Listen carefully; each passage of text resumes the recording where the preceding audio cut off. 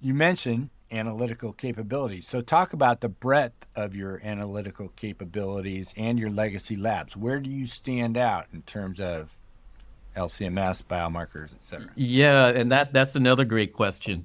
When I think back historically, some of the labs that I've worked in or some of our competitors, they all started off in one technology, and some of them stayed in that. They're really strong in one technology or another, whether that's mass spectrometry or immunoassay or biomarkers, right? So I would call them more specialty labs. Each of our entities is very strong in everything. They're very strong in immunoassay. They've been doing it for anywhere from as long as 30 years and as short as let's say 5 years. And then the LCMS is the same, very, very strong, whether it's a small molecule, large molecule, or biologics and or oligonucleotides. So very strong there.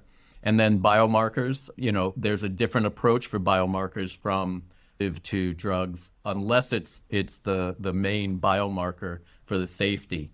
And so there's a little bit more conversation in terms of biomarkers. And then you also have some newer technology in there. So there you're also going to include flow cytometry and probably molecular genomics. So we have a good breadth and experience. I mean, even our Australian laboratory, the expertise, the people that we hired to start that team off have over 10 years of experience working together in a previous laboratory.